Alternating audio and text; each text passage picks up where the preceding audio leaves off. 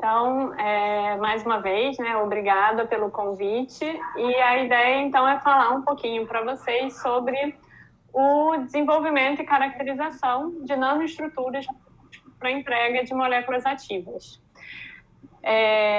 Então, na verdade, né, a partir desse gráfico, é um gráfico bastante conhecido, em que a gente tem, né, dentro de uma pré-descoberta, né, de fármacos e tal, né, estudo de células, pequenos estudos pré-clínicos, a gente tem uma grande gama de compostos que são selecionados, mas poucos realmente chegam numa fase comercial, né, e isso se dá principalmente, então, né, se a gente olhar aqui o gráfico, a maior parte se dá, então, por falta de eficácia, né, na via, quando chega, né, nessa translação dessa via de bancada para a via humana, e de parâmetros farmacocinéticos, né, e aí entre eles a absorção, a permeabilidade, né, a biodisponibilidade em si, a distribuição, que aí acaba chegando em locais não desejados, né, e causando efeitos adversos.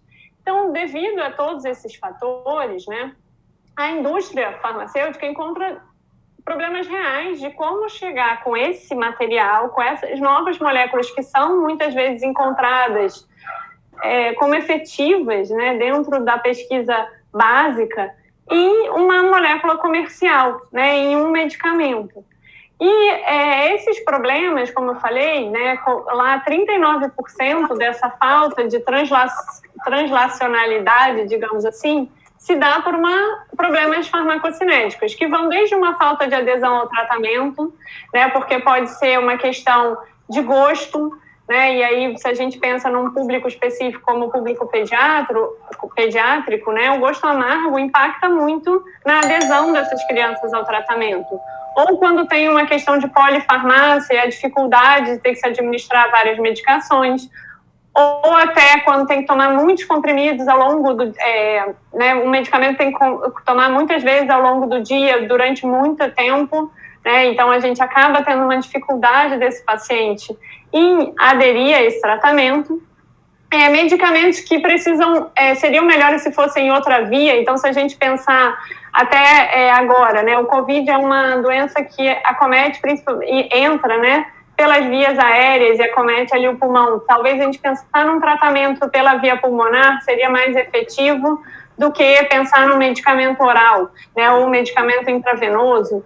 Então, às vezes, a gente tem um tratamento de longa duração e aí lembrar de ter que tomar todos os dias é muito mais complicado, então a gente opta por fazer um tratamento tópico, né? Então, todos esses fatores, eles são importantes quando a gente vai pensar nessa translacionalidade, nessa passagem, né, dessa molécula ativa que foi reconhecida para uma molécula comercial. Tirando esses pontos, a gente pode pensar na questão de direcionamento. Então, quando a gente tem um medicamento, né, que ele tem... quando ele se liga em vários sítios e a gente quer levar, por exemplo, um tratamento de tumor, mas ele consegue ter efeitos em outras regiões, se eu conseguir direcionar ele para o tumor, eu tenho menos efeitos adversos. E aí, com isso, né, vou ter maior eficácia no meu tratamento. Ou a questão da instabilidade, né? Então, o próprio fármaco, a molécula ativa, né, ela apresenta uma instabilidade grande. A gente tem medicamentos que chegaram a ser comerciais, né, o Novi foi retirado, gerando milhões aí de prejuízo, né, para a indústria, uma instabilidade desse insumo, né, e aí não consegue tornar ele viável, né, por uma via de administração. Então, todos esses fatores, né, acabaram sendo explorados e tentando resolver eles, veio a ideia da nanotecnologia aplicada, né, a essa área médica. Então, ela promete, né, garantir uma estabilidade desse princípio ativo, tanto no organismo, né, quanto no tempo de prateleira, que a gente diz, né, no tempo que ele fica de armazenamento, melhorar questões de solubilidade, de permeabilidade, né, de ultrapassar algumas barreiras biológicas, ou até mesmo de diminuir essa passagem em algumas barreiras biológicas e não ter a permeação, por exemplo, para o sistema nervoso central. Né, reduzir efeitos colaterais, proteger contra mecanismos de resistência a fármacos, né? Então, às vezes, tem alguns medicamentos que têm uma baixa biodisponibilidade oral porque são reconhecidos por bombas de refluxo do trato gastrointestinal. E aí, né, a gente ter uma formulação que diminua esse reconhecimento, a gente permite, então, ter esse medicamento por via oral. E garantir, então, também o que? Esse direcionamento e um tempo aumentado na circulação sanguínea. Porque aí eu consigo que, ficando mais tempo na circulação sanguínea, ele, quando passe no tecido-alvo, né, interage naquele tecido, direcionando, diminuindo, então, esses efeitos adversos. Pensando nisso, né, alguns trabalhos eu pude participar, né, para desenvolver, então, essas nanoformulações com a ideia ou de melhorar essa vetorização ou de melhorar parâmetros farmacocinéticos. Então, o primeiro trabalho, né, que eu participei foi o meu trabalho de mestrado e doutorado, que eu vim desenvolvendo ao longo do tempo, é a ideia de pensar num tratamento mais direcionado para a metástase óssea. Né? A metástase óssea é uma doença que ela é derivada de tumores primários que são bastante incidentes, né, em todo mundo, câncer de mama, de próstata, pulmão, tireoide. E ela tem como um sintoma, né, uma dor intensa e contínua, inclusive em atividades normais, como simplesmente andar ou respirar, né, e ela não tem tratamento. Todo tratamento que tem no mercado hoje é um tratamento paliativo, né, ou seja, né, tenta melhorar a situação do paciente ali, tentar resolver, mas não consegue solucionar todos os problemas, né? Não consegue chegar à adesão grande de resolver todo aquele processo tumoral que acontece no osso. Isso porque muitos não têm um direcionamento adequado ou não conseguem tratar aquele crescimento anormal que está naquela região. Um dos tratamentos que se destacam, né, é o uso de radiofármacos, né? O radiofármaco, ele é, na verdade, um elemento radioativo, né, que emite, então, partículas gama e beta, e essas partículas, então, levam, né, à quebra desse DNA, RNA presente, então, dessas células tumorais, né, e aí, com isso, tem a apoptose daquelas células tumorais. E esse elemento radioativo, né, ele é ligado, então, a um vetor, que é o EDTMP, né, nesse caso da metástase óssea. Esse EDTMP, se a gente olha aqui, ele é um quelante bastante forte de cálcio. Então, tentando juntar um pouco a ideia, né, de que as nanopartículas são possíveis vetores, né, para carrear fármacos para tratamento de metástase óssea, a nossa ideia foi a seguinte: e se eu usar essa molécula de EDTMP para vetorizar uma nanopartícula, né, para um tumor, e que essa nanopartícula carreie, né, no futuro, então, algum fármaco para tratar esse tumor, que aí a gente pode pensar em quimioterápicos mais eficientes, né, não só esses medicamentos que são mais para tratamento ósseo, né, mas a gente pensar em quimioterápico em si, e talvez até, né, por conta de ter a presença desse vetor, ligar um possível elemento radioativo e ainda fazer aí um cavalo de Troia, que a gente chama, né? Você tem tanto a terapia quanto o diagnóstico, tudo acontecendo junto. Então, a nossa ideia foi produzir nanopartículas poliméricas, né, contendo, então, esse EDTMP, que é um agente de vetorização.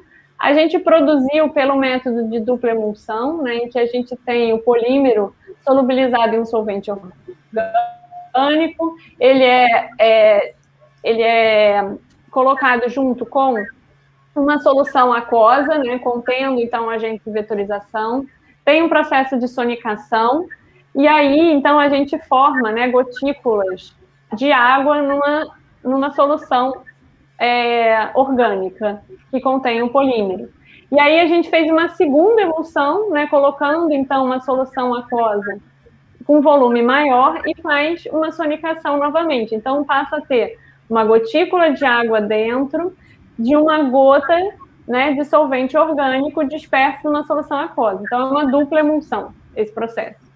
Quando a gente evapora, então, esse solvente, né, esse polímero, ele precipita nessa superfície dessa gota, né, formando, então, o que a gente chama de nanocápsula.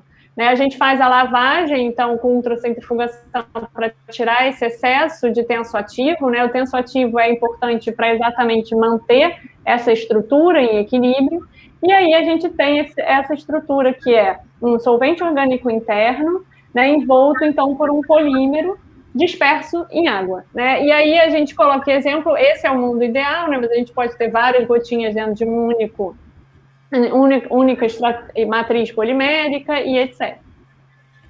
Bem, a gente fez a caracterização através de uma técnica chamada microscopia de força atômica, que é uma técnica de microscopia por sonda, né? Então ela vai tateando a amostra. Essa técnica é super interessante para caracterização de materiais, de nanopartículas, por quê? Porque ela permite tanto fazer as imagens a seco, como está aqui, como também fazer umas imagens em líquido, né, nos mais diversos componentes biológicos. Então, eu posso fazer em diferentes tampões, né, e aí ver qual o impacto que isso pode ter na minha partícula. Além disso, além das imagens topográficas, né, então a gente consegue ver que são nanopartículas esféricas e tudo mais, como ela vai tateando a amostra, quando ela sente materiais diferentes, né, ela dá sinais diferentes. E aí a gente consegue ver, né, numa imagem, então, de fase, né, que tem, então, uma dispersão de um material que é diferente desse outro material que está aqui. E esse material que está aqui, então, é o tensoativo, né, que está sobre a estrutura da partícula, né, feita aqui de polímero do PLA, que era o polímero que a gente utilizou para fazer essa nanopartícula.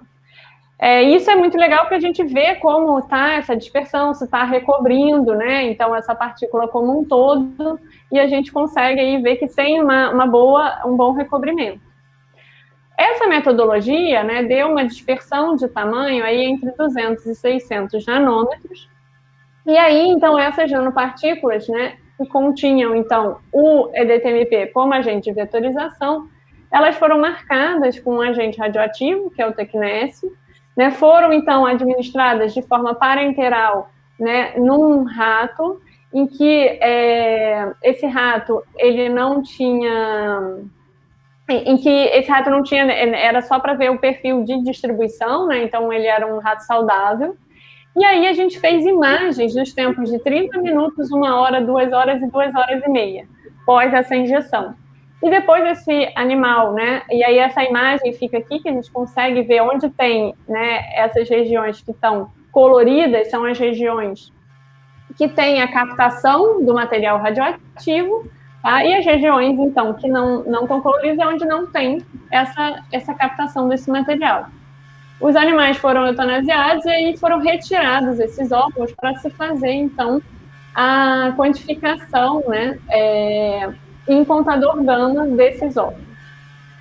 E aí a primeira coisa que a gente tem, né, que a distribuição desse animal, que é uma imagem, né, de 2 horas e meia, a gente vê que é o seguinte, nessa região aqui é onde está a região do fêmur, né, do rato. A gente vê que tem uma captação, né, no animal que tinha nanopartícula com o EDTMP, que o animal que não tem essa nanopartícula, que o EDTMP também dá essa captação, mas aparentemente numa intensidade um pouco menor, e a nanopartícula que não tinha essa vetorização não aparece nessa região do fêmur. Então, e aí a gente realmente, quando faz a quantificação, a gente vê que a nanopartícula, né, contendo o EDTMP, que é essa barra, então, azulada, ela fica no osso ao longo do tempo, né, enquanto que a nanopartícula que não tem, né, o EDTMP, ela fica irrisória a quantidade no osso, e a nanopartícula e o EDTMP, ele chega muito rápido no osso, mas ele vai caindo ao longo do tempo. Isso é um resultado super interessante, porque se eu estou querendo fazer um tratamento, né, no animal que tem uma metástase óssea, ele tem que ser um tratamento mais duradouro, né, ele tem que ficar por mais tempo ali sendo liberado. Então, se a minha partícula ela chega rápido e continua lá por um período grande, ela vai liberar o fármaco lá por mais tempo. Entretanto, né, a gente teve alguns percalços, que foi a captação no fígado, né, então a gente vê que aqui é a região de fígado e baço do animal, que não aparece no caso, né, do EDTMP sozinho, que também aparece na nanopartícula que não tem o EDTMP. Né, e aí a gente observa que essa captação no fígado é muito intensa. Essa região aqui é a região, né, essa bolinha aqui é a região renal, e isso é a urina do rato, tá? E aí a gente vê a urina com a bexiga, né? Então a gente vê que tem uma excreção renal, e quando a gente fez a quantificação dos órgãos, né, a gente consegue observar que realmente, olha, olhando aqui o fígado, a gente tem uma captação grande, né, dessas nanopartículas no fígado, né, maior das nanopartículas que não tem o EDTMP, mas o EDTMP não está lá. Né? E o mesmo resultado a gente observa aqui para o baço, tá vendo? Uma captação maior para nanopartícula sem EDTMP, mas a gente ainda tem uma captação grande aqui no baço quando tem a nanopartícula ligada ao EDTMP, coisa que o EDTMP sozinho ele não vai. Por que isso é tão importante? Porque pode gerar uma toxicidade, né? Se eu pensar num fármaco que eu estou pensando para tratar ali o animal, né, o tumor, eu quero que direcione o máximo possível para o tumor e o mínimo possível para outros órgãos. Essa captação tão grande no fígado, né, pode impactar e gerar efeitos adversos, porque aí vai começar a ser degradada essa nanopartícula no fígado e vai liberar o fármaco lá, tá?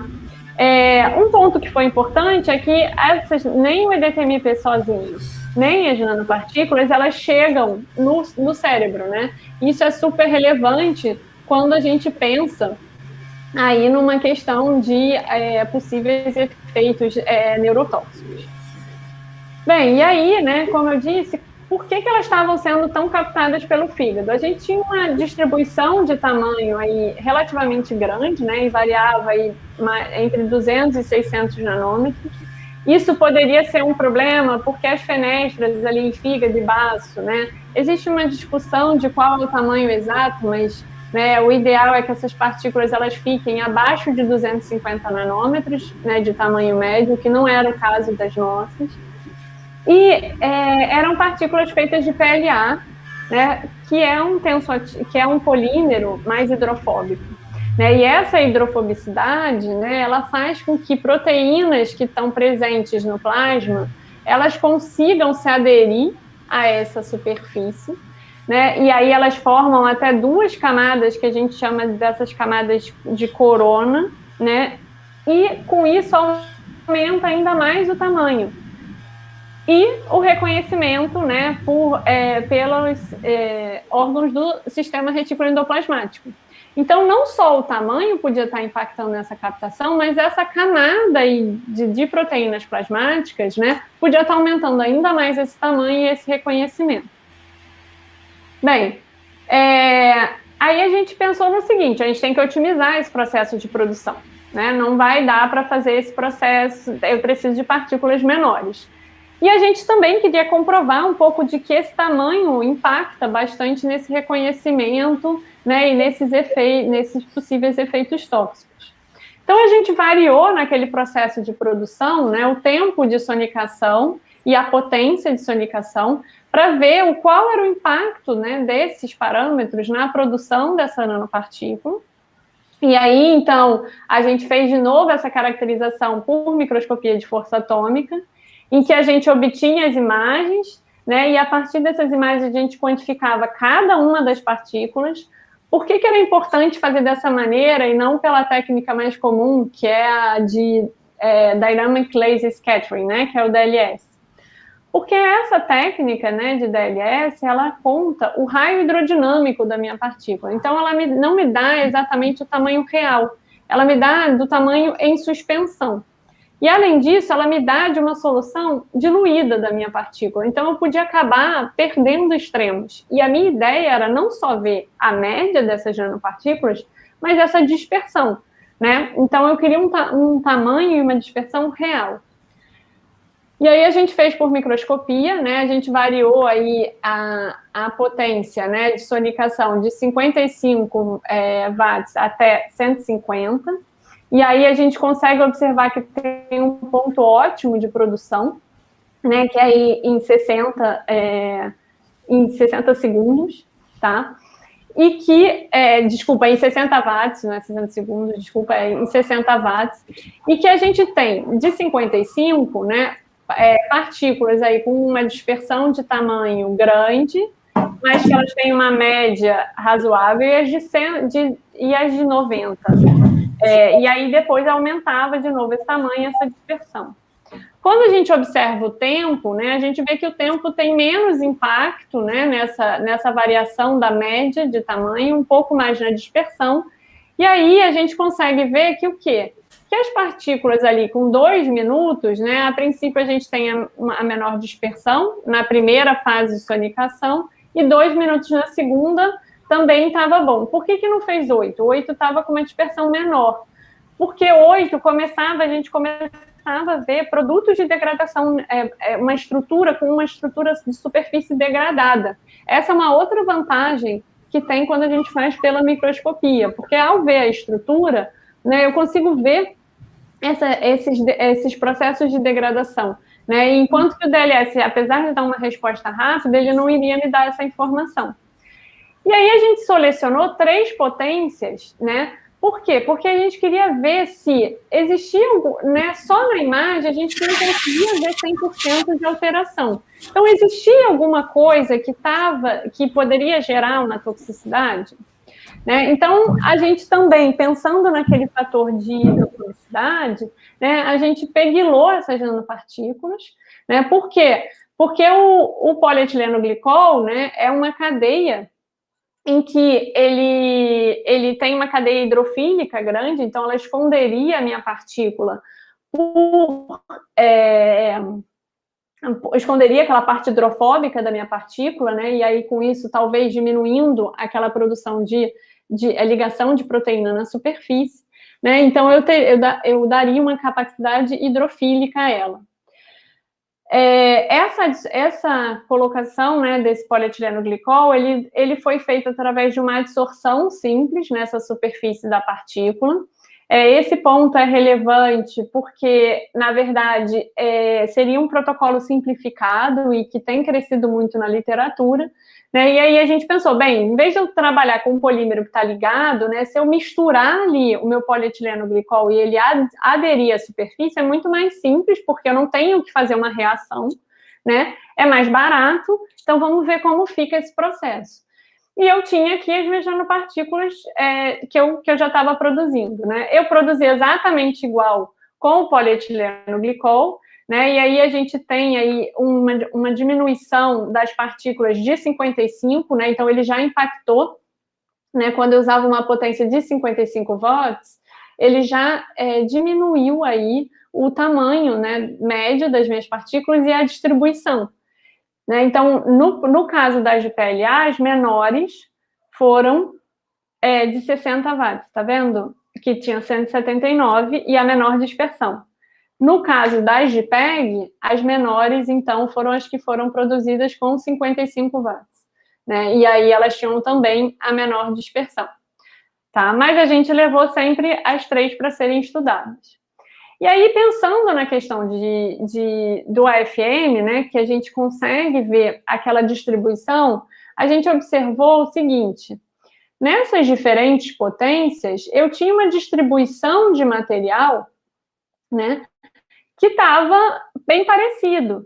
Né? Então, será que existia alguma coisa que nem pela imagem eu consigo ver, mas que esse aumento de potência, ele aumenta muito também a produção de radicais ou de oxidação ali no meio, ele esquenta muito, né, o meu material que está sendo produzido, e isso poderia impactar de alguma forma nessas nanopartículas. E outro ponto que a gente vê é que a gente consegue observar aqui nessas duas é que quando pegladas, né, a gente tem uma dispersão do material, ó, bem diferente, né, da não peglada. E que depois, conforme a gente vai aumentando essa potência na peglada, a gente perde essa diferença que tinha aqui, ó. Como se essa peglação ela se perdesse, né, conforme eu vou aumentando a potência. Bem, aí para analisar a toxicidade, né, existem alguns estudos que realmente fazem cultura de célula, né, até por serem terem uma escalabilidade maior e etc. Só que devido à presença de tensoativos, né, da própria estrutura da nanopartícula, muitas vezes elas são tóxicas na nível de cultura de célula e de organoides, mas quando a gente vai para modelos in vivo, elas não são tóxicas.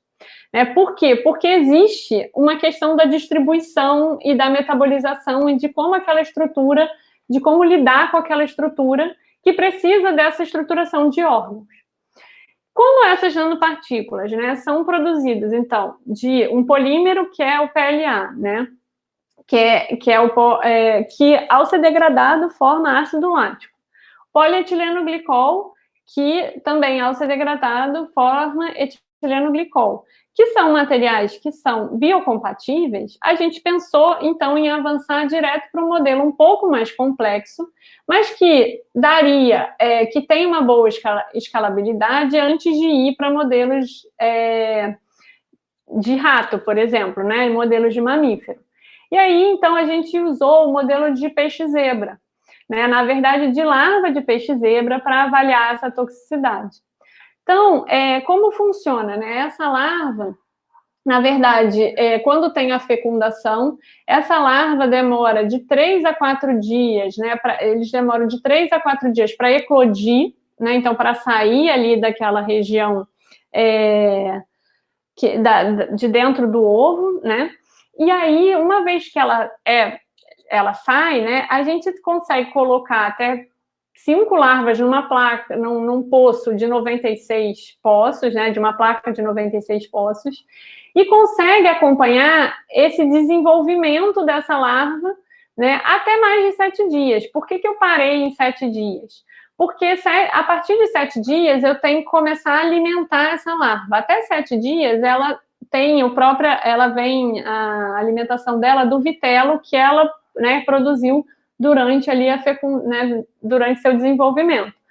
Depois daqui, eu tenho que começar a alimentar e é uma variável. Então, a ideia era começar esse tratamento quando todas estivessem já, né, fora do ovo. Por quê? Porque a barreira, né, o córeo do ovo, ele poderia ser uma barreira dessa permeação dessas nanopartículas.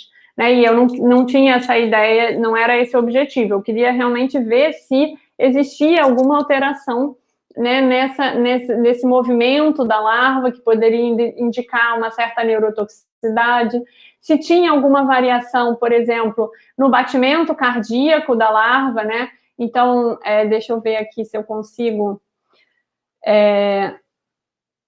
acho que é aqui. Aqui a gente consegue acompanhar, tá vendo, o batimento todo cardíaco da larva, né? E aí ver se tem uma alteração de frequência cardíaca.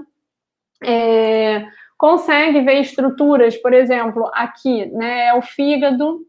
Então, a gente tem o coração nessa região, a gente tem o fígado aqui. Então, por exemplo, se é hepatotóxica, a gente vê um turvamento desse fígado, né? E isso, então, indicaria, né, uma certa hepatotoxicidade. Consegue ver, por exemplo, bem, até no coração, dando esse zoom, você consegue ver a entrada e a saída, né, do sangue, ver se deu alguma malformação nesse coração. Consegue ver até o fluxo sanguíneo, como é que está aqui a formação da nadadeira, essa natatory bladder, né, o que na verdade, como se fosse uma bexiga. Então, se ela não é formada, você tem um processo aí de uma formação, o peixe não consegue boiar, né, e aí ele também pode morrer. e você consegue, a partir dessas malformações, dar um score, né, e dizer aí se tem uma formulação mais tóxica ou não. E depois de fazer essas análises, né, é possível, então, fazer aí análises histológicas para ver como está, né, o desenvolvimento desse tecido, né, se tem alguma alteração no tecido. Então, no nosso protocolo, né, a gente colocou aí o tratamento começando no 4º dia, né, e aí foi avaliando, então, esse movimento da larva ao longo dos 7 dias, para ver, então, se tinha algum indicativo, né, de neurotoxicidade, e depois disso, no 7º dia, então, tirou essa larva, né, fez uma imagem, viu, então, se tinha uma variação morfológica no batimento cardíaco e depois análise dos corpos histológicos.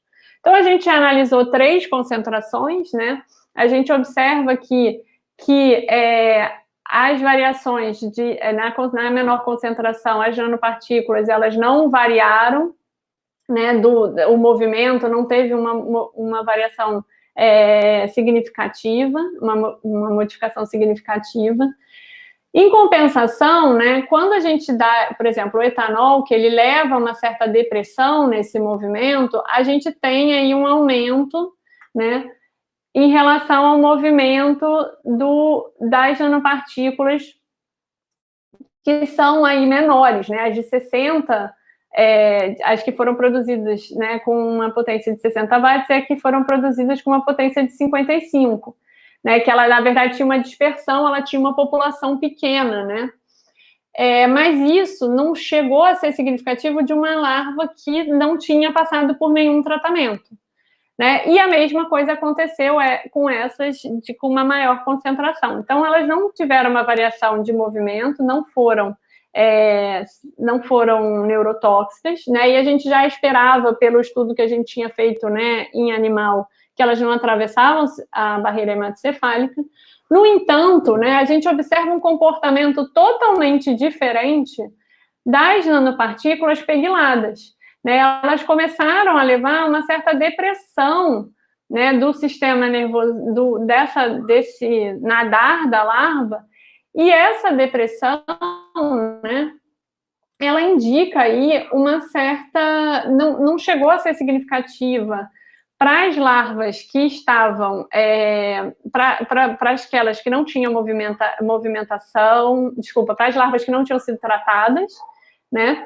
Mas elas tiveram aí, no caso dessa dose menor. Quando aumentou a dose, elas tiveram uma modificação em relação às larvas que não foram tratadas e se assemelharam um pouco ao etanol no final desse tratamento. Isso dá uma possibilidade de que elas atravessavam, então, a barreira hematocefálica ou geraram alguma variação, né, nessa questão neurológica, mas não chegou a ser conclusivo. Por quê? Porque a gente parou em 7 dias e a gente vê que parecia que no início não dava variação nenhuma e depois foi dando ao longo do tempo. Bem, nos batimentos cardíacos foi interessante porque a gente vê que na menor dose levou a uma bradicardia das nanopartículas que não eram pegiladas e na maior dose a uma taquicardia, mas que, né, numa dose intermediária aí não teve nenhuma alteração cardíaca. Já as pegiladas, né, as de maior tamanho, elas geraram aí uma taquicardia dose dependente. Elas foram se tornando mais tóxicas ao longo do tempo, enquanto as outras duas, que eram menores, né, elas ficaram aí mais próximas ao controle. Bem, a variação morfológica, pela análise, assim, apenas, né, do material, a gente observa que as nanopartículas não pegiladas, né, então as que eram apenas de PLA, elas não apresentaram aí uma variação significativa frente ao controle, né, foram analisadas sempre 5 larvas, mas quando a gente compara aí com as pegiladas, né, a gente teve variações significativas daquelas que são menores, né, e das que são maiores. né? A que estavam de tamanho intermediário, ali em 60, da peglada, ela não foi considerada tóxica. Tóxica no sentido de variação morfológica. Agora, um ponto que é importante, né, é que nenhum dessas nanopartículas, ela se mostrou tóxica, ela levou à letalidade. Né? Elas não foram letais para o tratamento com peixe-zebra, então existe aí uma certa segurança também. Ao analisar, bem, desculpa aqui, ficou, deixa eu tirar rapidinho aqui, né, para não botar aqui uma animação, porque pelo visto não tinha salvo com animação, desculpa. Ao analisar, então, os cortes histológicos, né, a gente vê aqui que esse daqui seria um controle. Né? A gente observa aqui como estaria o tecido hepático e que não teria mais a presença de vitelo. Quando a gente observa tanto as nanopartículas de PLA quanto as partículas pegladas, né, a gente observa que os peixes, bem, todas as de PLA apresentaram a presença de vitelo. O que isso quer dizer? Que todas elas tiveram um retardo no desenvolvimento e não consumiram todo aquele alimento dela, né? Além disso, né, as nanopartículas que estavam maiores em tamanho médio, né, e tinham uma dispersão grande, mas com um tamanho médio ainda maior, né, ela tem aqui mostram lesões hepáticas, né, nesse tecido, mais graves do que os outros. Quando a gente observa, no caso das pegladas, né, a gente observa nas de 55, que tinham, então, uma variação ali, né, do movimento e tudo, tem uma variação na formação neuronal desse peixe, né, dessa larva, mas ela não teve alteração no consumo de vitelo nem hepática. Enquanto que, quando a gente observa, né, nas de 60 e nas de 90 watts, a gente consegue ver que tem, sim, ainda presença de vitelo, e que já nas de 60 watts, que já seria, né, o tamanho intermediário de partículas das pegladas, elas tinham aí uma certa hepatotoxicidade. Avançando, então, a gente vê, né, a gente fez uma toxicidade considerando, então, esses cortes histológicos, a gente observa que eles tiveram né, todas elas apresentaram uma certa variação em relação ao controle. Um ponto interessante é que as pegladas, no geral, se mostraram mais tóxicas do que as não pegladas, né? Isso foi uma coisa que surpreendeu, e uma das nossas explicações pode ser do tipo de maneira como a gente absorveu. Né? Como não é uma ligação química direta, pode ser que esse PEG, de alguma forma, ele se desprenda, né? E aí o PEG sozinho seja tóxico para esses animais e enfim, e até para o ser humano. Bem, e aí olhando, né, o peixe zebra, né, a gente observa, quando a gente vai olhar o fígado, né, que existe, então, uma toxicidade aí grande, né, quando a gente vê das nanopartículas de 55, né, porque que elas são aquelas de PLA, que era o parâmetro que a gente já trazia lá do primeiro trabalho, né, e aí por que tem essa variação aí grande? Porque, na verdade, tem uma captação grande pelo fígado por aquela questão hidrofóbica. Enquanto que a peglada, né, de 55, que era menor, ela não apresentou hepatotoxicidade, a gente esperava isso, né, e aquela que era menor, de 60 watts, também apresentou uma menor toxicidade. Então, isso estava confirmando os nossos resultados, a gente fez o mesmo processo, né, de análise em ratos, mas aí a gente só levou adiante as de 55 e as de 60, né, e aí a gente chegou a fazer uma imagem em 24 horas. Né, e a cada hora dessa vez a gente quantificou os órgãos, né? Por que essa ideia? Para a gente realmente conseguir fazer essa translação, porque nem sempre pela imagem, né, só pela intensidade, a gente consegue fazer essa quantificação, especialmente quando não tem um CT acoplado, que foi o caso né, desses que eu utilizei para fazer essas imagens. A gente observa que no fígado, né, todas elas tiveram uma captação pequena até 3 horas, e aí em 24 horas, aquela que não era pegilada, né, teve uma captação alta no fígado. Né, e isso já era esperado, porque são aquelas partículas que a gente estudou, né, inicialmente. Depois, então, a gente fez, né, no baço, a gente observa que teve um aumento de captação também apenas naquelas de 55, que foi significativo frente, né, aos animais que não foram tratados. E quando a gente vai, aí uma coisa que surpreendeu é no pulmão, né? A captação no pulmão foi grande daquelas pequenas, né? E isso pode ser impactante das menores, né? Das de 60, que foram as de 60 hidrofóbica, né? E a menor captação foi a pegilada.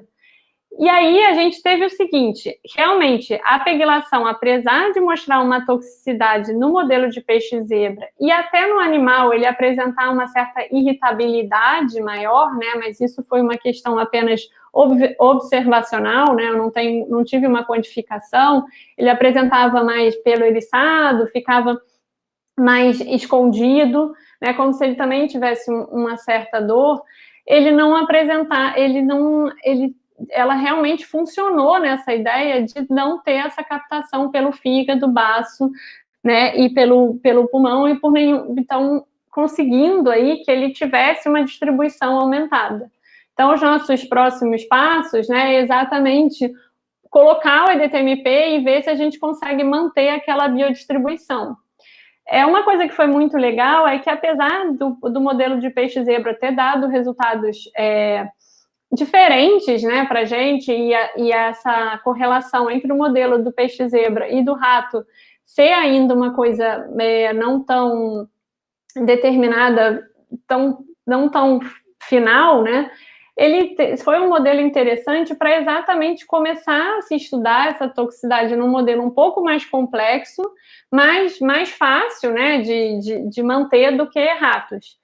E, além disso, né, tem que lembrar que não tinha uma molécula ativa propriamente dita, a gente estava estudando o veículo, né, e a ideia é que esse veículo não fosse tóxico, né, então, ele já mostrar algumas ideias de toxicidade são super interessantes, porque ele mostrou exatamente coisas parecidas com a do rato, a captação da nanopartícula, da menor nanopartícula pegilada no peixe-zebra foi 0, né, no fígado, e no rato também. Né? Então, isso é muito interessante quando a gente pensa nesse sentido.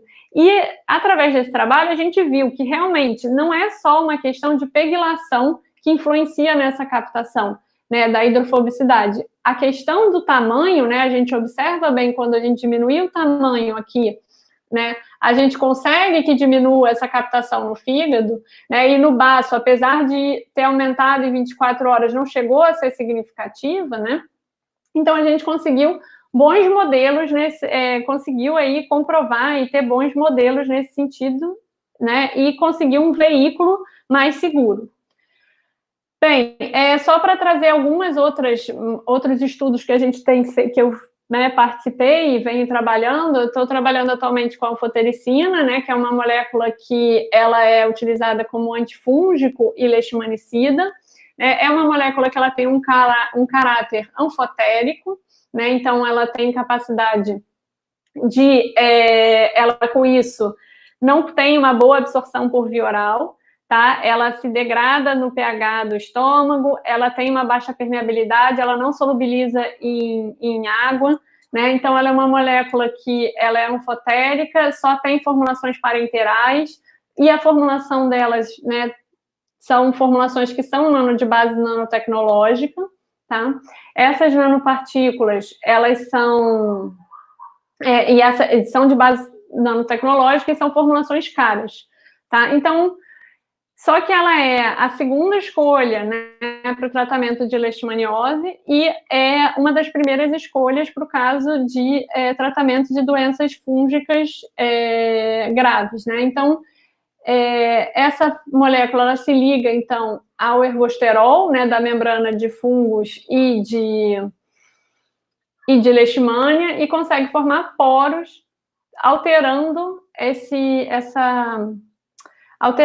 a concentração de íons, né, em cada lado, nos lados da membrana, levando à morte celular.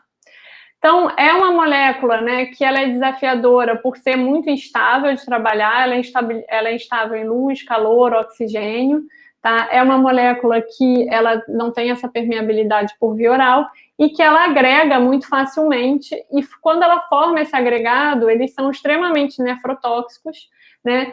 E que é uma das formulações, inclusive, por liberar ela no sangue, né, acaba gerando esses agregados que são extremamente nefrotóxicos, e aí são bastante desafiadoras. Então, a ideia é fazer uma formulação oral dessa anfotericina. A primeira estratégia que a gente tentou foram sistemas autoemulsificantes, que são sistemas compostos de óleo, né, que contém o fármaco, surfactantes, tensoativos, e na presença, então, de uma fase aquosa, ou seja, dentro do nosso trato gastrointestinal, essa mistura de óleos, surfactantes e cosolventes levam, então, a formações de micro e nanoemulsões. Então, elas têm que ser formulações que elas autoemulsificam, porque eu vou dar a mistura, né, e vai autoemulsificar dentro do trato gastrointestinal. Então, a primeira coisa foi a escolha de recipientes. A gente testou a solubilidade da anfotericina em vários óleos, né, e em vários tensoativos. Como vocês podem ver, ela é pouquíssimo solúvel, né, mesmo em materiais que são bastante hidrofóbicos, e ela é mais solúvel, né, em materiais que são aí intermediários nessa questão de lipofilicidade. A partir, então, desse estudo, a gente escolheu, né, aqueles óleos e tensoativos que ela apresentava maior solubilidade, usou uma estratégia de desenho experimental, né, por análise de mistura, em que a gente, escolhendo, então, esses componentes, né, a gente variou aí no mínimo e no máximo que é permitido dentro de uma formulação comercial e para formar um sistema autoemulsificante, né, descrito na literatura. E aí, fazendo todo um estudo de análise de mistura, a gente conseguiu ver uma questão. Dentro desses compostos que a gente escolheu, né, é necessário que, para eu ter a maior solubilidade, que é essa região aqui vermelha, né, eu teria que ter nenhum cotensoativo, ou seja, nenhum transcutol. Entretanto, né, para eu ter o menor tamanho de partícula, quanto mais transcutol eu tiver na minha formulação, melhor, né, que seriam esses dois aqui. E aí a gente ficou, bem, mas aí o que eu faço, né? Porque o que ele me dá, bem, essa seria a combinação, né, que eu teria maior quantidade de fosal, seguido, então, de um polietileno glicol de 300, de peso molecular de 300, o Invitor 308, e eu tenho que ter um cotensoativo que permita eu manter a solubilidade, né, mas mas eu preciso do cotensoativo para garantir aquele tamanho nanométrico. E aí a gente estudou vários tensoativos, e aí quando a gente estava estudando esses tensoativos, ou seja, substituindo esse transcutol, a gente foi emulsificando em meios biorrelevantes, né? Então a gente usou meio biorrelevante gástrico, meio biorrelevante do intestino.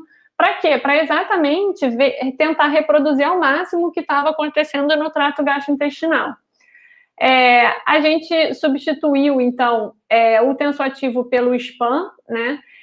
Com isso, a gente conseguiu uma solubilidade, né, de anfotericina de 1,9, que ainda era baixo, né, mas um tamanho aí de 320 nanômetros, que para a questão do trato gastrointestinal está do tamanho das micelas, né, da bile, então são interessantes nesse sentido, e administrou, então, por via oral em animais que estavam infectados com leishmania visceral, né, para ver aí se esses animais conseguiam ter uma eficácia. E aí não teve, né?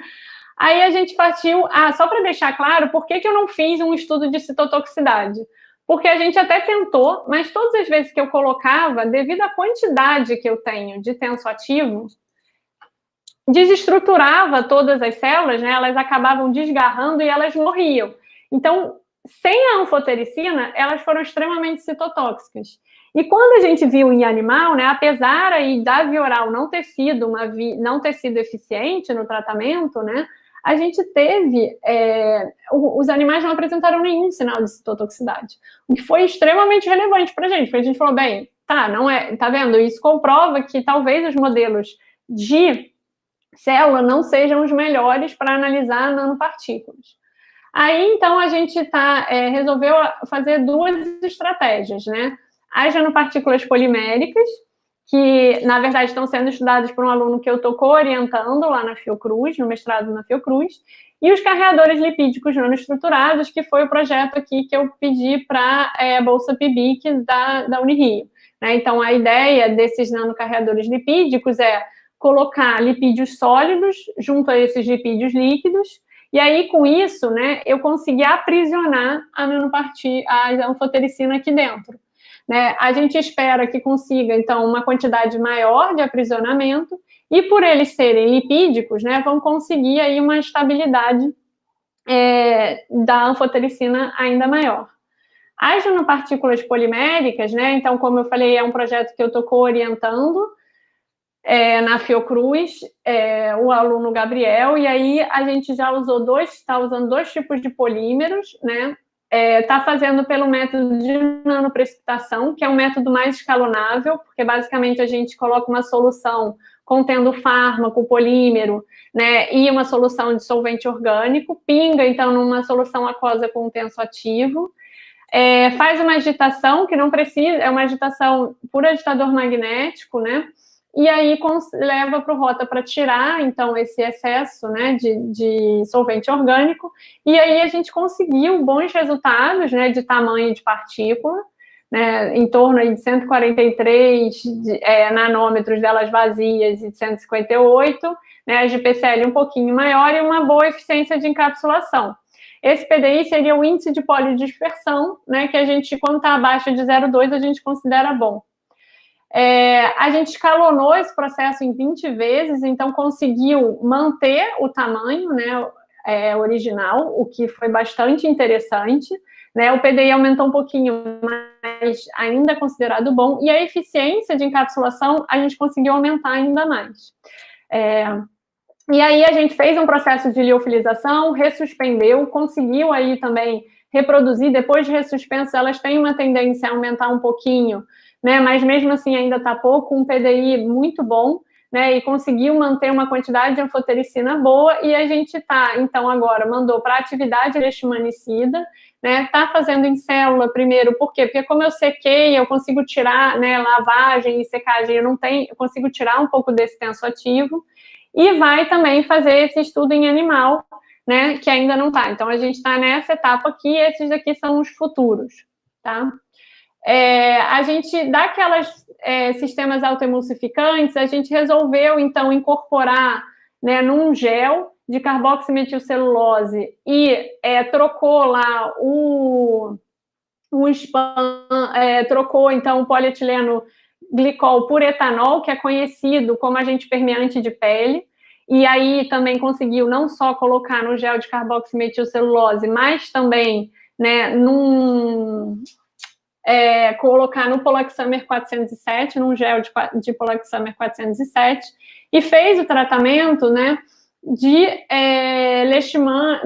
animais que estão, então, com a leishmania, num modelo de leishmania cutânea, né, e aí, então, não vai ser por via oral, mas por via tópica essa aplicação, e aí a gente teve bons resultados em que a gente conseguiu, né, que diminuísse muito a carga parasitária, né, daquela região da lesão, usando, então, a formulação, que é a formulação contendo Polaxamer. Então, a gente está repetindo, né, esse estudo, tentando agora variar as doses, porque a gente fez apenas uma dose de screening inicial, né, para ver como vai seguir esses resultados. Um outro modelo que a gente está trabalhando também é o praziquantel. Esse fármaco é um fármaco que é utilizado no tratamento de esquistossomose, né? É um fármaco que é uma mistura racêmica, e aí ele apresenta uma baixa dissolução, e com isso uma biodisponibilidade pequena, o que faz que a gente tenha que ter comprimidos grandes contendo esse fármaco, né? E aí, né, a esquistossomose é uma doença negligenciada, mas que é muito prevalente em crianças, né, em crianças ainda abaixo de 5 anos, e aí elas não conseguem engolir esses comprimidos, o que faz que a gente tenha que triturar esse comprimido, né, e o praziquantel, ele tem um sabor extremamente amargo, aí a criança, quando vai tomar, ela não consegue, né, acha muito amargo, cospe, né, muitas vezes ela vomita, então acaba não tendo um tratamento eficiente. E aí, então, a ideia é produzir nanocristais. O que são nanocristais? Na verdade, são a partir do fármaco, quebrar ele em partículas muito pequenininhas, né, em tamanhos nanométricos. Com isso, eu aumento a área de superfície, né, eu aumento a solubilidade, aumento a dissolução dele, né, e com isso resolveria o problema dele de biodisponibilidade. Se eu aumentar, então, a biodisponibilidade, eu posso diminuir esse comprimido, né, tornando aí talvez mais fácil de ser deglutido por crianças. Esses nanocristais, eles são compostos basicamente do fármaco, e para evitar que eles agreguem alguns agentes estabilizantes. Então, a gente fez 2 processos, né, de produção desses nanocristais, por moinho coloidal seguindo por moagem e moinho de pérola, e ambos a gente secou por spray dry, fez testes com diversos estabilizantes, né, e aí então a gente escolheu né, que ele permitiu, então, que os moinhos, realmente no moinho coloidal a gente não chega num tamanho nano, mas fica ali num tamanho médio, né, é o D50 aqui, num tamanho médio de 5 micrômetros, que pode trazer vantagens, e nas nanopartículas a gente conseguiu aí um tamanho, né, passando pelo moinho de pérola, a gente conseguiu um tamanho abaixo de 500 nanômetros de tamanho médio, e toda a distribuição, né, o D90, abaixo aí de 1 micrômetro, o que é bastante interessante quando a gente vai pensar, né, nessa dispersão. Fazendo a microscopia, a gente vê que as estruturas que passam por moinho de pérola, elas formam estruturas esféricas, elas ficam maiores no processo de secagem. Por quê? Porque cada é um aglomerado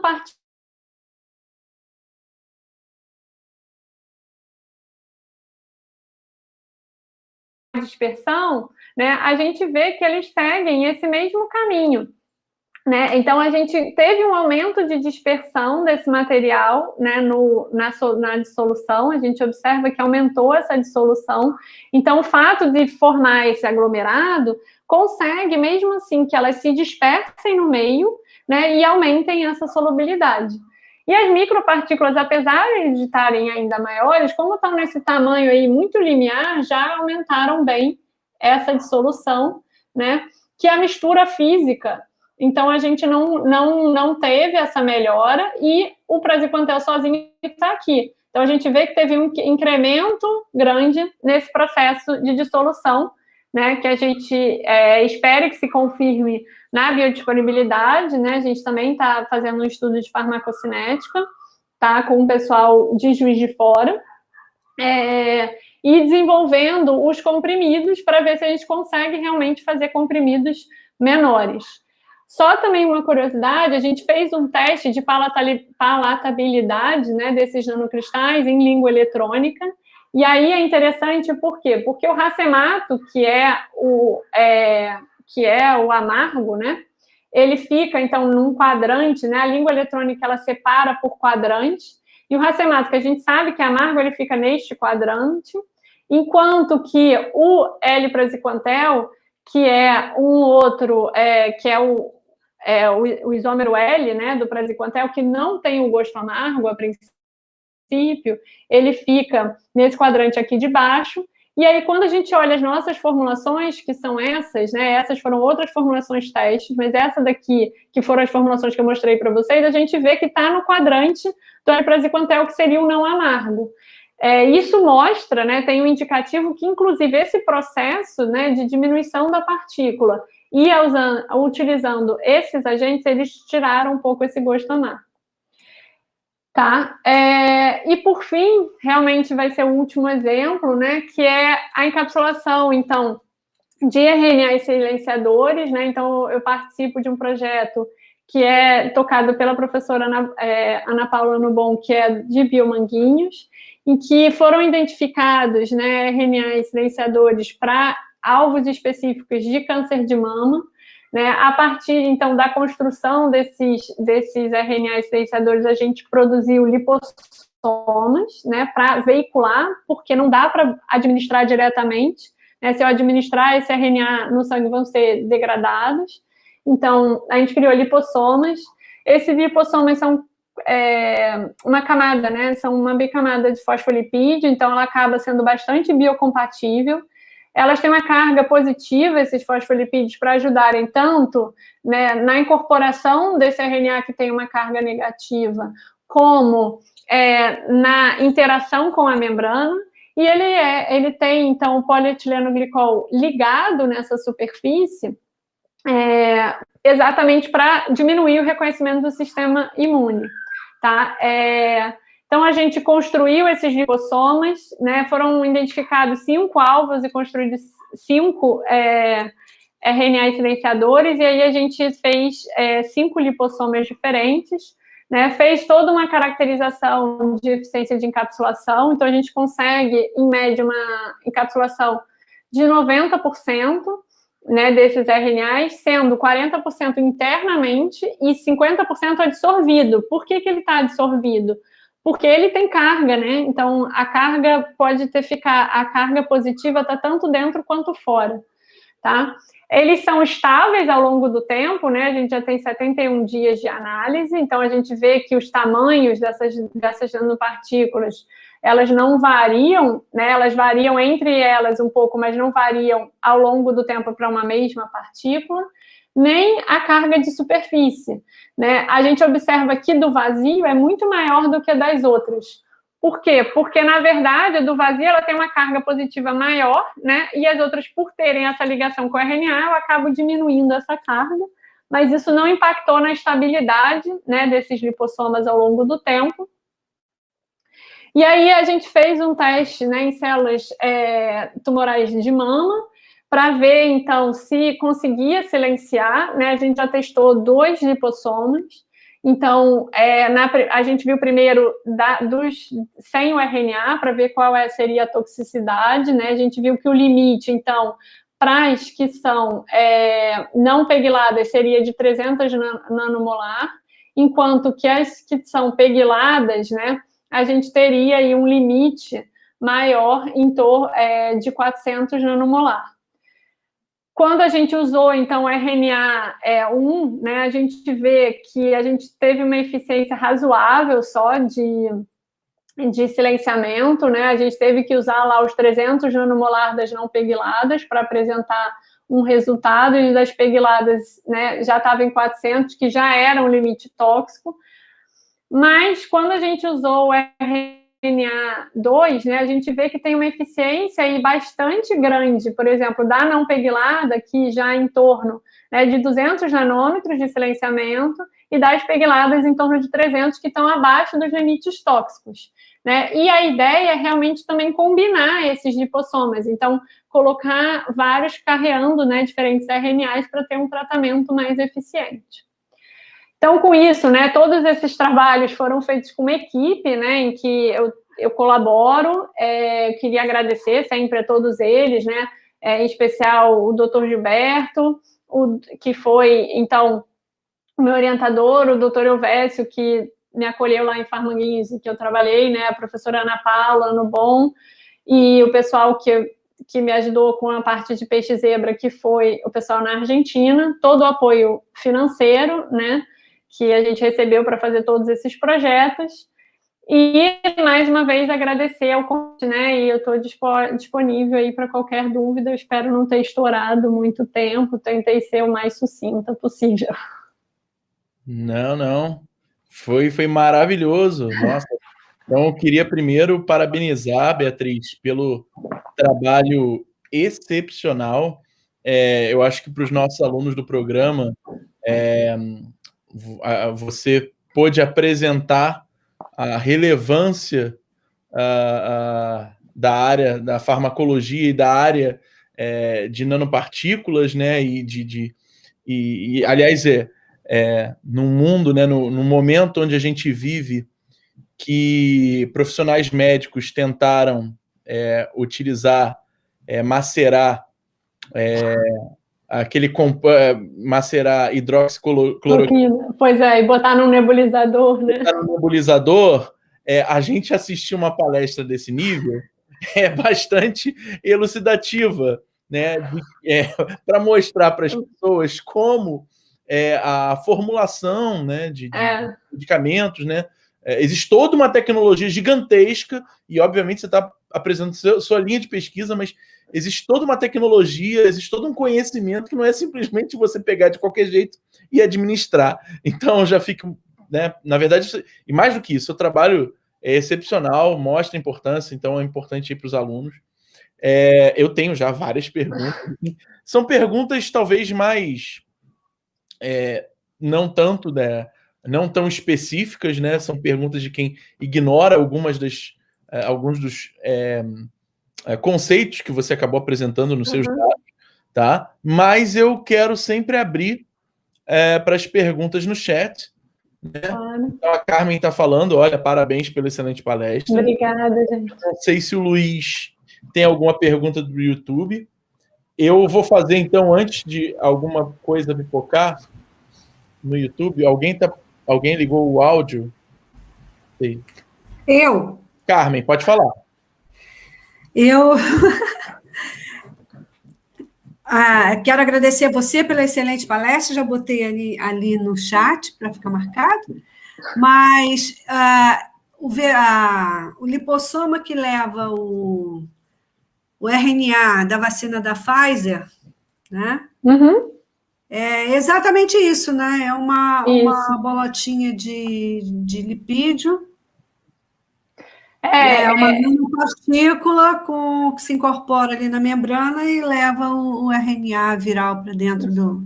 Sim, é muito legal ver exatamente essa ideia, né? Porque a gente estava começou a trabalhar com isso já tem 3 anos, né? Para conseguir fazer essa veiculação e é fantástico, né? Ver isso chegando no mercado e sendo efetivo e tá aí, né? Salvando a Moderna e a Pfizer seguem essa ideia, são lipossomas. Pois é. Muito bacana. Agora, essa linha, né, da farmacologia, de estudar a maneira de distribuir essa droga, né? A gente não pensa, a gente toma um antibiótico, pensa, é antibiótico, é uma amoxicilina. Agora, como é que aquilo ali está compactado dentro de um comprimido, né?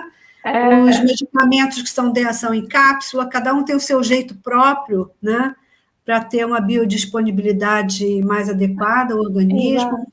Depende do pH que ele vai encontrar para poder ser útil ao organismo. Eu trabalhei muito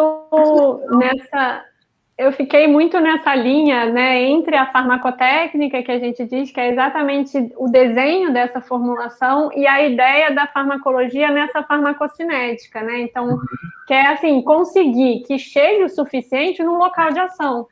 Né? Essa é a grande jogada da nano, assim, é tentar que a gente consiga que chegue, e às vezes, né, a gente pensa muito assim, tá bom, né? Por exemplo, a anfotericina já é comercial, né? Inclusive foi a primeira formulação nanotecnológica registrada na Europa, né? Então, que é o Ambisome. Só que só tem intravenoso. Aí você pensa, a pessoa com leishmaniose, né? É um tratamento longo. Aí ela vai ser internada, né? Vamos combinar que está no interior, muita gente está no interior, aí tem que ir até um hospital para ficar internada, para fazer um tratamento de infusão. muitos abandonam, né? E aí outra pessoa tem que acompanhar. Então, a ideia é um pouco, não só pensar, né, em fármacos que não só pensar em novos, né, mas às vezes adaptar os que a gente tem para tornar mais efetivo, né? Sim. Mas Sim. Muito bacana, parabéns. Obrigada, Carlos.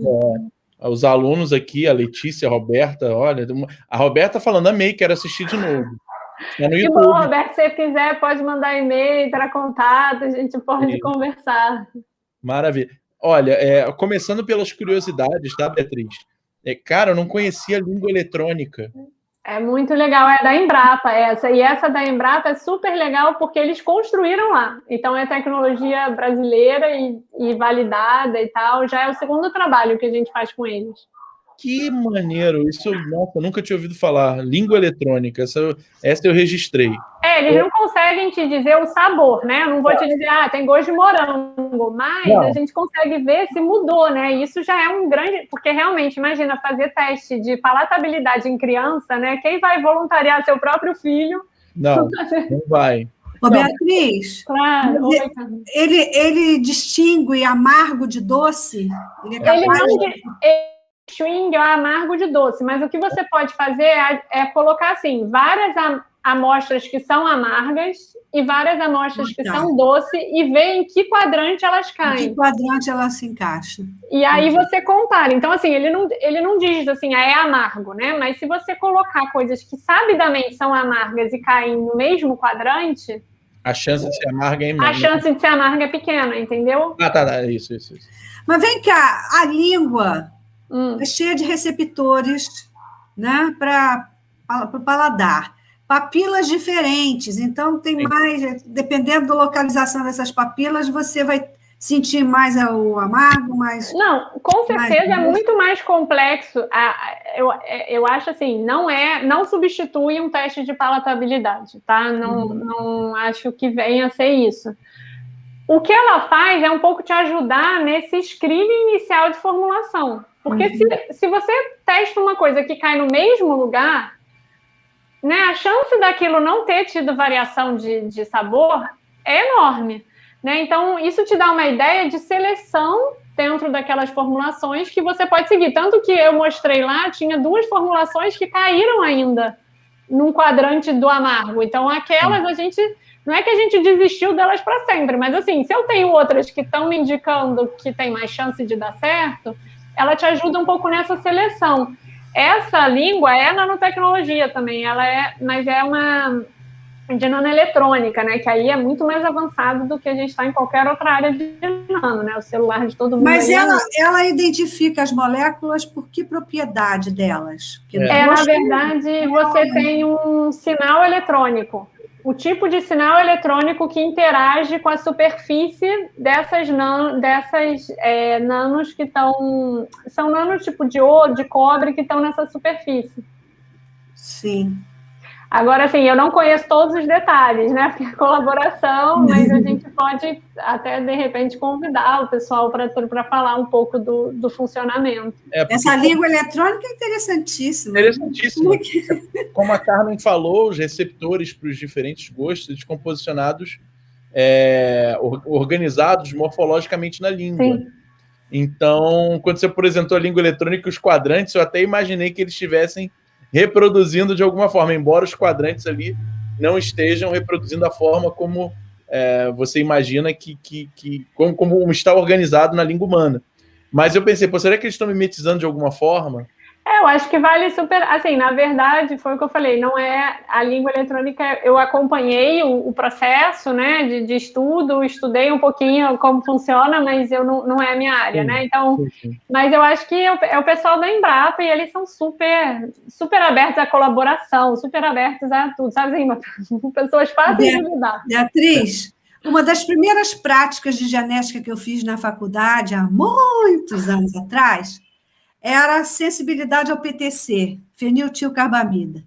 Então, a gente pingava na língua uma gota ou 2 de uma solução que ela ia menos concentrada a mais concentrada, você começava a pingar a menos concentrada, e aí as pessoas iam dizendo se sentia o gosto amargo.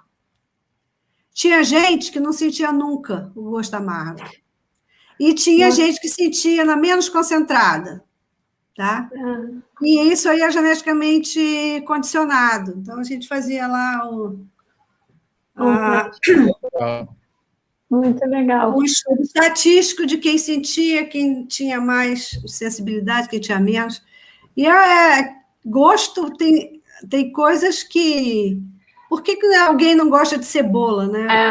Certamente se sente alguma coisa diferente de mim que gosta de cebola. Eu já não gosto de alho, então não consigo comer comida muito alho. Aí vai envolver então, essa coisa do gosto é mais relativa. Aí vai envolver um pouco de plasticidade neural, né? Porque você pode acabar associando aqueles gostos a uma sensação boa, né? Enfim, então não só a sua sensibilidade a determinados sabores, mas você associar sabores a sensações. Ainda tem mais isso. Esse gosto conforme o ambiente. Aí é outra história. A gente está indo longe.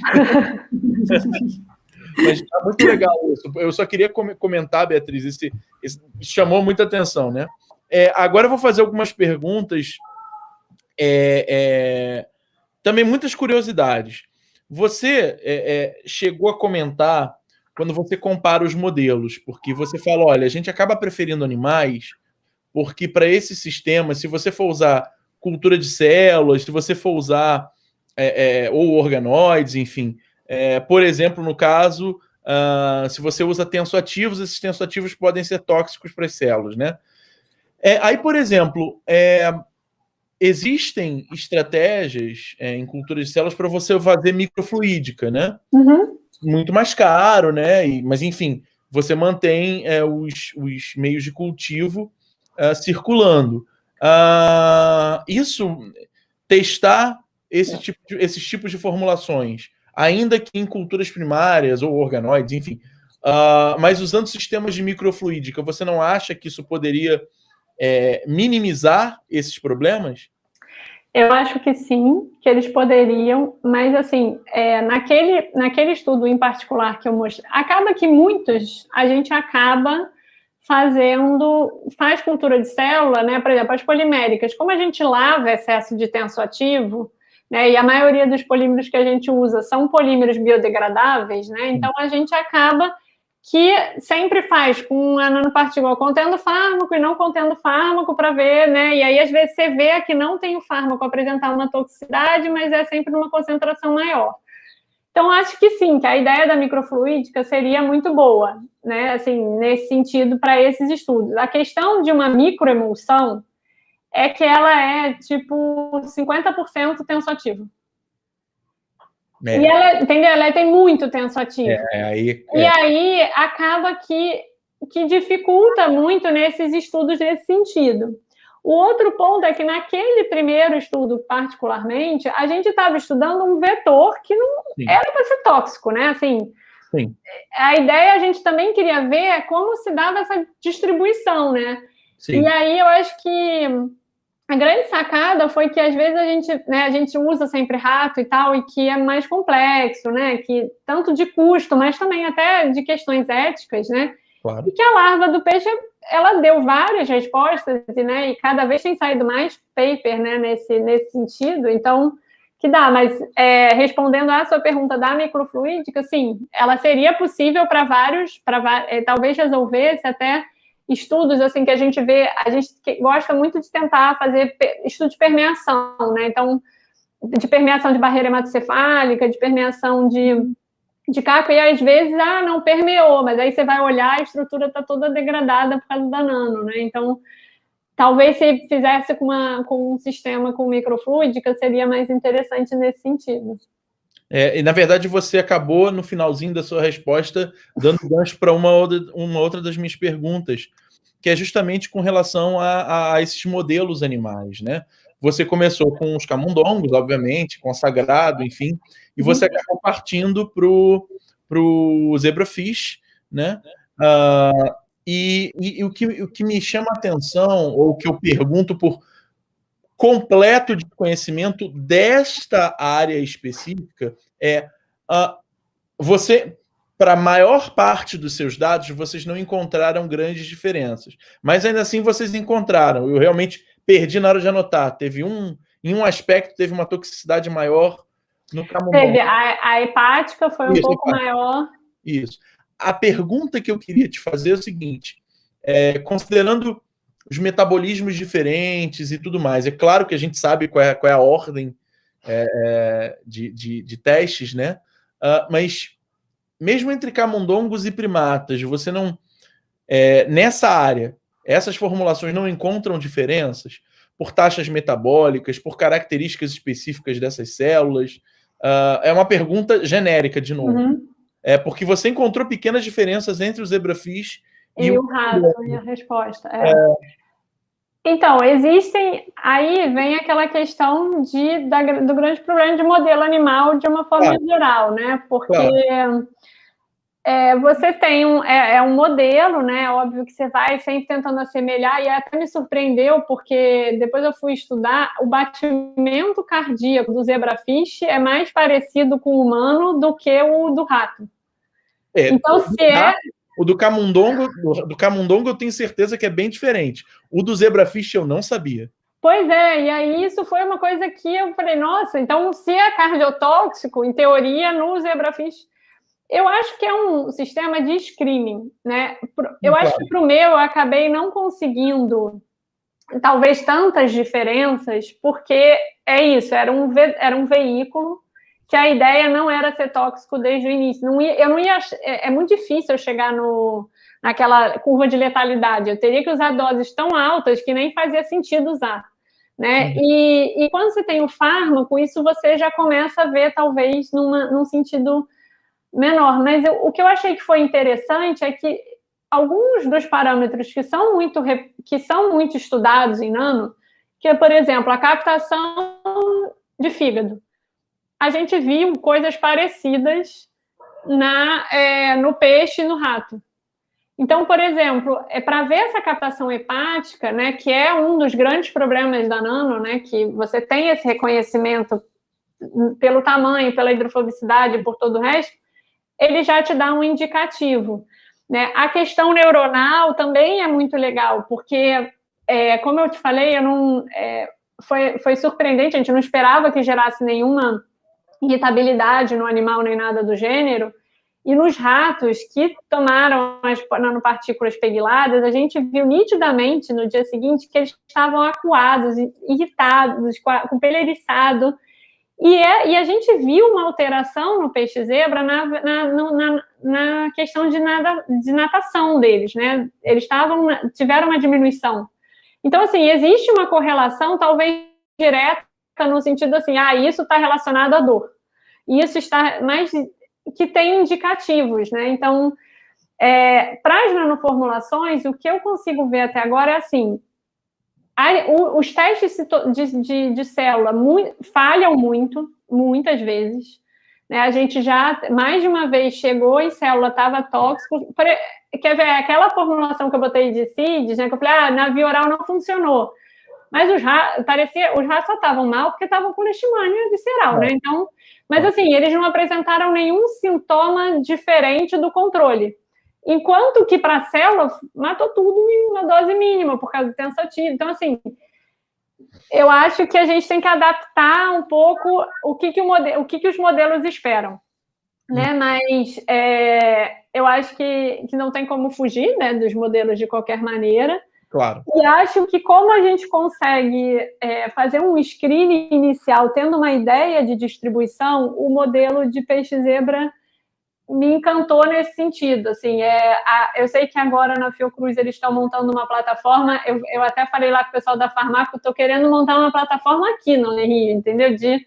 Desses peixes, porque eu acho que ele tem grande potencial de dar uma ideia, né? Hoje em dia já tem modelos de alterações genéticas, né? E acho que ele te dá uma ideia antes de ir direto para o rato, no sentido assim, de pelo menos a dose. Ele me ajudou a ver qual é a dose que tinha segurança, né? Então, eu já fui para o rato com uma dose mais segura. Uhum. Né? Então, eu não precisei fazer aquela curva de letalidade toda, né, para rato, que é bem mais, né, mais custosa, né? Então, acho que é esse sentido. Não, é muito legal, muito interessante isso tudo. E eu tenho outra pergunta, também estou aguardando ver se outras perguntas aparecem, né? Eu já fui anotando um monte de coisa. Quando você já indo para o final do seu primeiro trabalho, na primeira parte da pesquisa, você começou a fazer diferentes formulações, né? Principalmente para modular o tamanho das nanopartículas, e aí imprimiu 55 ou 60 watts ou 90. O que me chamou a atenção era que nas nanopartículas não pegladas, você tinha diferença entre 55 e 60, que, né, teoricamente, na minha cabeça, não é tanta diferença, mas era um absurdo que 60 era muito menor do que 55, e se você aumentasse muito, você aumentava de novo. Embora com menor, com 55 watts, você tinha uma dispersão enorme, né, dos tamanhos. Isso. Né? Como é que você explica? Eu não sei se você chegou a comentar ou se eu perdi. Como é que se explica isso? Assim... Então, eu fui atrás de especialistas em polímero, né? Porque eu falei, olha, tem alguma coisa que não sei. Ela falou assim, na verdade, eu descobri que ninguém tem uma boa explicação, não fui convencida. O que eu fui chegando à conclusão é que, assim, em teoria, você tem, quando você vai diminuindo, né, vai diminuindo as potências, pequenas variações realmente podem impactar um pouco como organiza essa estrutura do polímero, que é um polímero pronto, tá? Eu não estou fazendo a reação ali. O que acontece que provavelmente é que depois, conforme eu fui aumentando essa potência e vou dando energia, eu acabo quebrando as ligações do polímero. E aí eu acabo gerando de novo essas dispersões, e pode demorar mais para fazer essa variação depois do ponto ótimo, exatamente porque eu tenho que dar uma energia maior para quebrar a ligação covalentes, né? E aí, com isso, eu criar dois tamanhos de partícula diferente, porque eu tenho tamanhos de polímero diferente, agora na minha dispersão. Então, que isso poderia estar vinculado a isso, né? Tipo assim, quando eu estou descendo para encontrar o ponto ótimo, pequenas variações impactam, porque impactam naquele processo de compactação. E depois, quando eu passo desse ponto ótimo, eu já estou levando energia suficiente para talvez desestruturar aquela cadeia de polímero. Né? Então, foi a explicação mais plausível que eu achei. Não, bom, obrigado. E o último comentário é engraçado, né? Porque quando a gente pensa em biofármacos, né, a gente sempre pensa, bom, pelo menos do básico que eu sei, né? Geralmente a peglação é o melhor dos mundos para biofármacos, para você conferir estabilidade e tudo mais, né? E no seu caso, você peglar a nanopartícula, no caso, foi tóxica em alguns aspectos, né? Como você comenta isso? Só por curiosidade, porque realmente... Então, na área de nano também, tá? Peglar é a solução de todos os problemas sempre. E aí eu me deparei com essa questão. A minha possível explicação é que nessa segunda vez que eu fui analisar os animais, né, eu não consegui fazer uma quantificação tão boa do cérebro, acabei que não deu certo, porque um dos pontos, enfim, não ficou bom. E aí acabou levando a alguns outros tipos de alteração. Mas quando elas estão pegladas, em teoria, elas acabam, aquela questão, elas também não estão sendo reconhecidas, né, pelo sistema imune, elas, né, não está sendo mais reconhecida formando aquela corona, né, de proteínas no sangue, não está sendo reconhecida pelo fígado, pelo baço, e aí elas ficam mais tempo disponíveis. Quando elas circulam mais, também elas podem distribuir mais. Né? Então, se eu não tenho ali um fármaco ou uma doença, né, talvez, por isso que elas acabaram sendo mais tóxicas. Esse é um outro ponto que é a próxima etapa que eu queria fazer. Né? Se eu pegar agora um animal que tem uma metástase óssea, coloquei o vetor, eu diminuo essa toxicidade? Porque aí talvez, na hora que ela circula no local que está lesionado, ela vai acabar também ficando mais. É igual como se eu tivesse um edema, né? Vou estar aumentando ali a captação de líquido e ela vai circular menos tempo. Então, eu acho que um pouco da toxicidade que eu observei tem a ver com isso. Ela ficou mais disponível, né, no sangue, mas ela também não tinha para onde ir, porque não tinha um processo infeccioso, inflamatório, né, patológico acontecendo. Então, ela se dispersou também mais. Entendi. Perfeito. Olha, foi super legal sua palestra. Carmen, não sei se os demais têm outras perguntas para fazer. Eu estou só lembrando aqui que todos esses cremes cosméticos me PEG. E passa PEG no rosto o tempo inteiro. Não, tudo tem muita coisa. E tem muito biofármaco com PEG também, mas eu acho que tem um pouco, né, a ver essa questão da segurança, e pode ter também com o PEG que eu usei, por exemplo, o tamanho de PEG influencia, né? Então pode ser, tem alguns outros parâmetros que podem ser avaliados nesse sentido. Sim. Um último comentário que me surgiu agora, que agora o desconhecimento eu deveria saber, realmente nunca parei para pensar. A barreira hematoencefálica do camundongo, ela existe, né? Ela é funcional, tem período crítico, enfim, existe todo isso é muito bem conhecido dos murinos, né, de uma forma geral. Agora, o zebrafish chega a ter barreira, né? Porque, né, o sistema nervoso do zebrafish é medíocre perto do camundongo e não tem barreira, né? Ele não tem barreira, e aí, por isso, assim, existe um indicativo na alteração de natação de que ele teria, né, mas não tem. O que muitos estudos fazem é começar a dar o medicamento quando ele ainda está na forma de ovo, porque aí você conseguiria ter uma barreira ali que poderia, e aí se ele acarretar numa alteração na natatória, né, pode indicar alguma coisa de barreira hematocefálica, mas alguns também defendem que isso seria mais a ver com uma teratogenicidade. Então, assim, barreira não tem, realmente, barreira não tem não teria isso, eu teria um indicativo de possível neurotoxicidade. Sim. Né? E aí... Entendi. Tá. Bom, perfeito. Beleza. Eu vou parar aqui de compartilhar, né? Não, tudo bem, ficou, mas tava a sua telinha, tava o seu insetzinho, né? Beatriz, olha, a gente só tem a agradecer a participação, desculpe o nosso pequeno problema, na verdade a gente acabou um pouquinho, a gente espelhou no YouTube a maior parte da sua palestra. Que bom. No início eu gravei, capturei da minha tela aqui, então eu vou ver com o Felipe, depois a gente baixa e eu consigo editar, colar uma coisa na outra. Agradecer muito a sua participação, foi excepcional. Tenho certeza os alunos comentaram, né? 3 alunas aqui comentando, gostando muito. Insiste pedindo desculpas toda hora. Nada, Felipe, olha, faz parte, a vida nesse momento. Exatamente. Assim, a pandemia dá nisso. Dá nisso, exatamente. E foi muito interessante, Beatriz. Eu espero, lá na Unirio, você tão perto, espero que você se aproxime cada vez mais do grupo e do programa. Muito obrigada pelo convite, mais uma vez. Estou aberta, tá, para colaborações, para ajudas aí, podem contar comigo, tá bom? Muito obrigada. Muito obrigada, foi ótimo, parabéns. Obrigada, Carmen, prazer aí. Espero conhecer em breve pessoalmente. Né? Com certeza. Gente, então, com isso eu encerro, agradeço, boa noite a todos e obrigado. Boa noite, Pablo, boa noite, pessoal da comissão, Bruno, Felipe, Laurisa. Isso. Roberto. Obrigada, gente. Tchau. Tchau, tchau.